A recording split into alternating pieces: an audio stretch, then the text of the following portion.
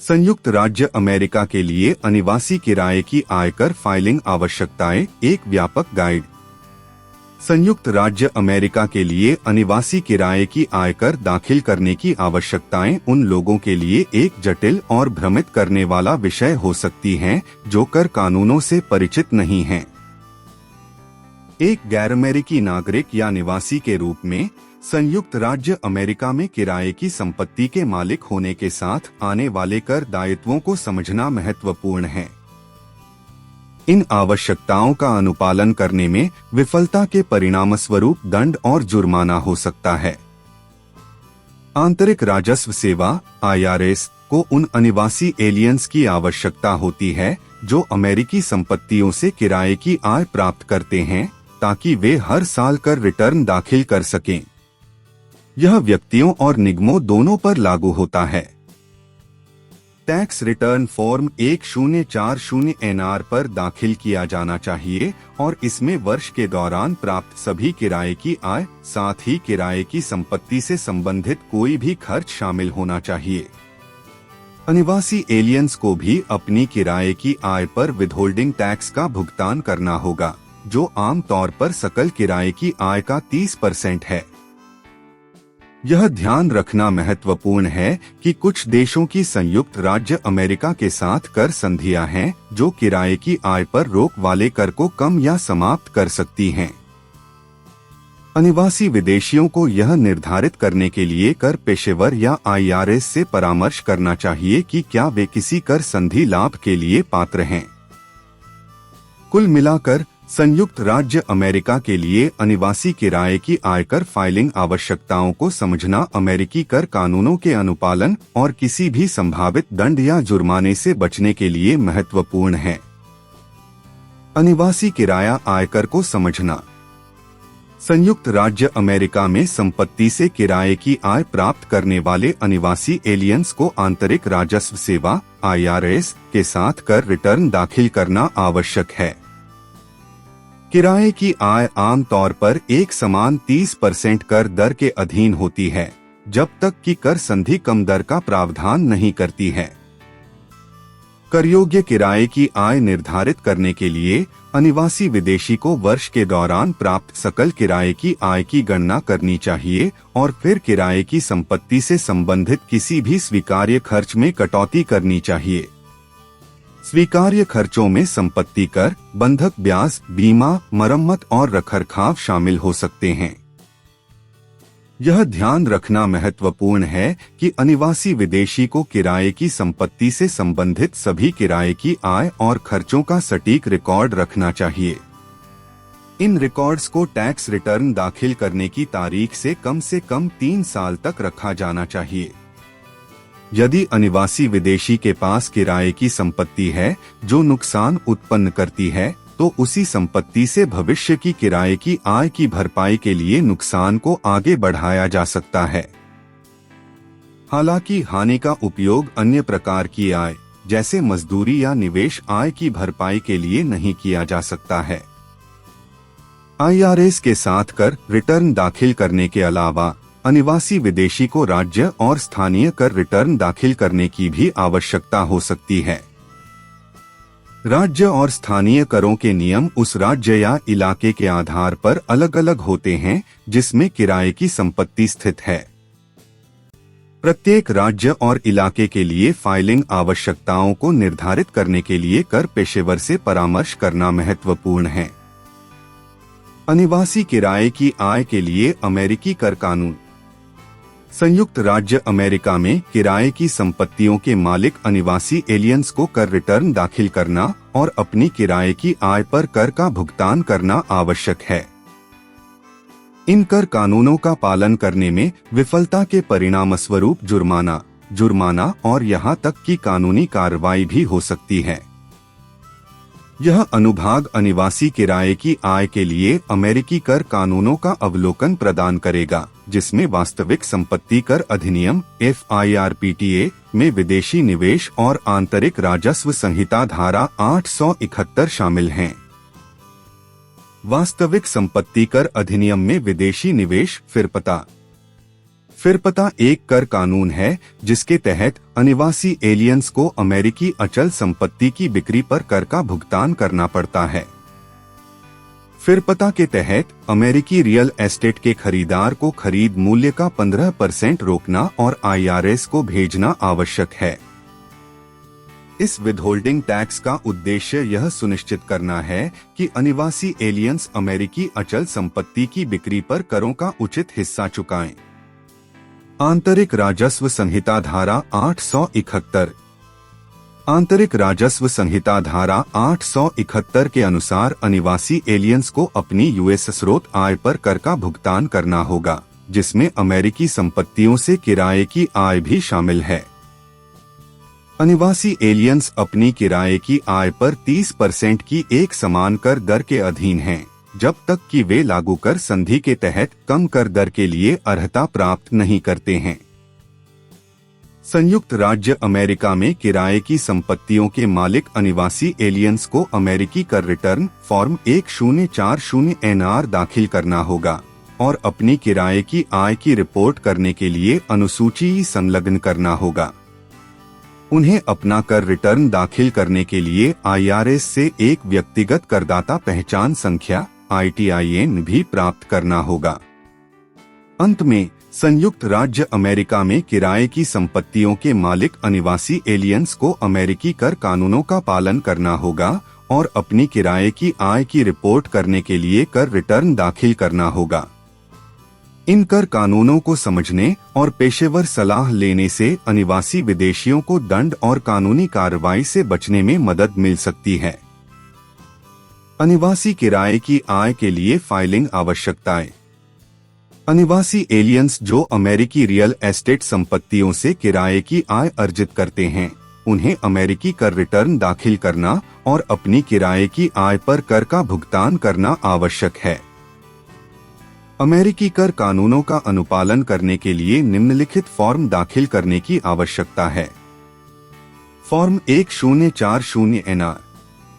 Form 1040 NR अमेरिकी अनिवासी विदेशी आयकर रिटर्न है। इस फॉर्म का उपयोग अमेरिकी रियल एस्टेट संपत्तियों से प्राप्त किराए की आय की रिपोर्ट करने के लिए किया जाता है।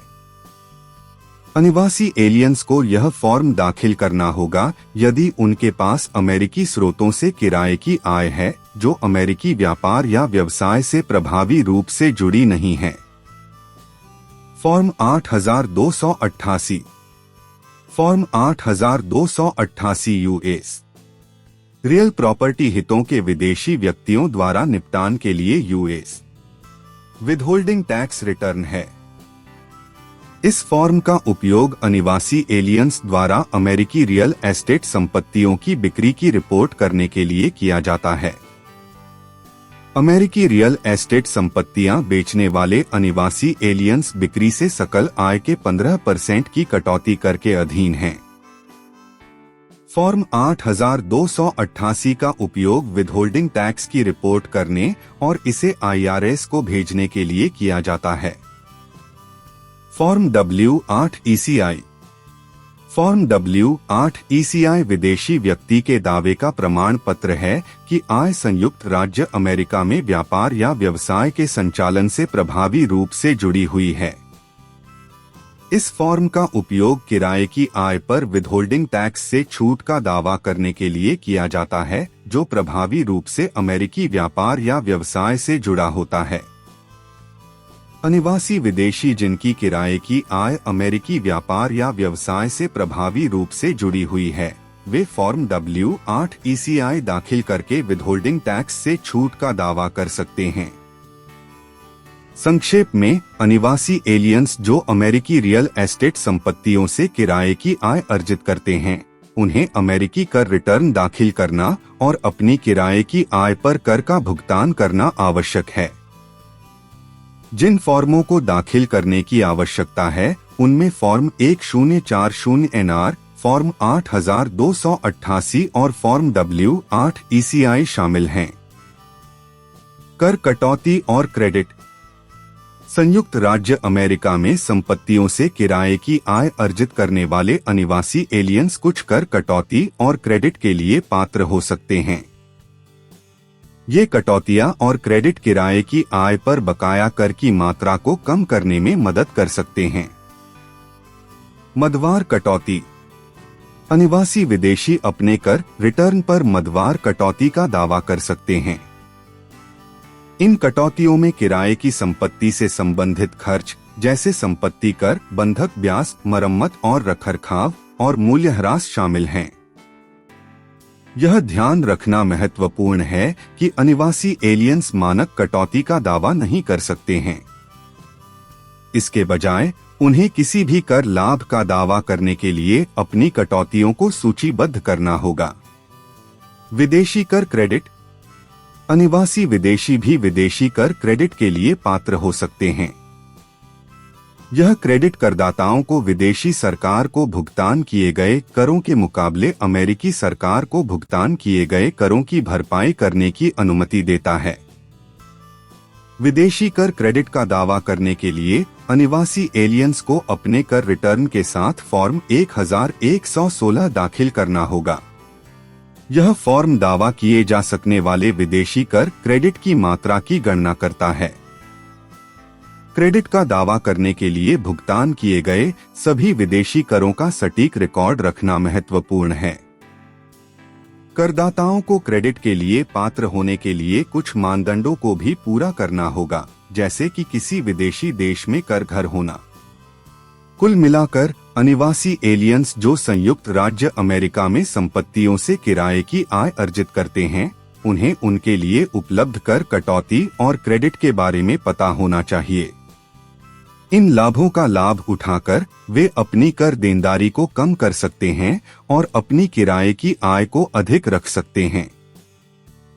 राज्य कर दायित्व। संघीय कर दायित्वों के अलावा अनिवासी जमींदारों को राज्य कर दायित्वों पर भी विचार करना चाहिए। प्रत्येक राज्य के अपने कर नियम और कानून हैं, इसलिए उस राज्य की विशिष्ट आवश्यकताओं पर शोध करना महत्वपूर्ण है जहां किराए की संपत्ति स्थित है। कुछ राज्यों को अनिवासी मकान मालिकों को राज्य आयकर रिटर्न दाखिल करने की आवश्यकता होती है, जबकि अन्य को ऐसा नहीं करना पड़ता है। उदाहरण के लिए कैलिफोर्निया में अनिवासी मकान मालिकों को राज्य आयकर रिटर्न दाखिल करने की आवश्यकता होती है यदि उनकी किराए की आय एक निश्चित सीमा से अधिक हो। दूसरी ओर फ्लोरिडा में राज्य आयकर नहीं है, इसलिए अनिवासी जमींदारों को राज्य आयकर रिटर्न दाखिल करने की आवश्यकता नहीं है। कुछ राज्यों में अनिवासी मकान मालिकों को किराए के भुगतान से राज्य आयकर रोकने की भी आवश्यकता होती है। उदाहरण के लिए हवाई में अनिवासी मकान मालिकों को सकल किराए की आय का 7.25% रोकना होगा और इसे राज्य को भेजना होगा। आवश्यक राशि रोकने और भेजने में विफलता के परिणामस्वरूप जुर्माना और ब्याज लग सकता है। अनिवासी जमींदारों के लिए अपने राज्य कर दायित्वों को समझना और सभी राज्य कर कानूनों का अनुपालन करना महत्वपूर्ण है। ऐसा न करने पर जुर्माना, ब्याज और संभावित कानूनी कार्रवाई हो सकती है। अनिवासी मकान मालिक अनुपालन सुनिश्चित करने के लिए एक ऐसे कर पेशेवर के साथ काम करने पर विचार करना चाह सकते हैं जो राज्य कर कानूनों से परिचित हो। व्यावसायिक सहायता और संसाधन। संयुक्त राज्य अमेरिका के लिए अनिवासी किराए की आयकर दाखिल करने की आवश्यकताएं जटिल और भ्रमित करने वाली हो सकती हैं। सौभाग्य से ऐसे करदाताओं के लिए कई संसाधन उपलब्ध हैं जिन्हें प्रक्रिया को आगे बढ़ाने में सहायता की आवश्यकता है। प्रामाणिक सरकारी लेखाधिकारी। प्रमाणित सार्वजनिक लेखाकार CPA लाइसेंस प्राप्त पेशेवर हैं जो कर तैयारी और योजना में विशेषज्ञ हैं। वे उन गैर निवासियों को बहुमूल्य सहायता प्रदान कर सकते हैं जिन्हें किराए की आयकर फाइलिंग में सहायता की आवश्यकता है। CPA यह सुनिश्चित करने में मदद कर सकते हैं कि सभी आवश्यक फॉर्म सही और समय पर भरे गए हैं। वे कर नियोजन रणनीतियों पर मार्गदर्शन भी प्रदान कर सकते हैं जो कर देयता को कम करने में मदद कर सकते हैं। कर वकील। कर वकील कानूनी पेशेवर हैं जो कर कानून में विशेषज्ञ हैं। वे उन गैर निवासियों को सहायता प्रदान कर सकते हैं जिनकी कर स्थितियां जटिल हैं या जो कर संबंधी कानूनी मुद्दों का सामना कर रहे हैं। कर वकील यह सुनिश्चित करने में मदद कर सकते हैं कि करदाता सभी लागू कर कानूनों और विनियमों का अनुपालन कर रहे हैं। वे ऑडिट या अन्य कर संबंधी विवाद की स्थिति में भी प्रतिनिधित्व प्रदान कर सकते हैं। आंतरिक राजस्व सेवा संसाधन। आंतरिक राजस्व सेवा IRS उन करदाताओं को विभिन्न प्रकार के संसाधन प्रदान करती है जिन्हें कर दाखिल करने में सहायता की आवश्यकता होती है। गैरनिवासी टैक्स फॉर्म, निर्देश और प्रकाशन सहित कई सहायक संसाधनों तक पहुंचने के लिए IRS वेबसाइट पर जा सकते हैं। IRS एक टोल फ्री हेल्पलाइन भी प्रदान करता है जिस पर करदाता अपने कर संबंधी प्रश्नों में सहायता प्राप्त करने के लिए कॉल कर सकते हैं। निष्कर्ष में, संयुक्त राज्य अमेरिका के लिए अनिवासी किराए की आयकर दाखिल करने की आवश्यकताएं चुनौतीपूर्ण हो सकती हैं, लेकिन ऐसे करदाताओं के लिए कई संसाधन उपलब्ध हैं जिन्हें सहायता की आवश्यकता है। CPA कर वकील के साथ काम करके या IRS संसाधनों का उपयोग करके गैर निवासी यह सुनिश्चित कर सकते हैं कि उनकी कर फाइलिंग सटीक और सभी लागू कानूनों और विनियमों के अनुरूप है। हमारी वेबसाइट पर जाएं या किसी भी प्रश्न के लिए हमें कॉल करें।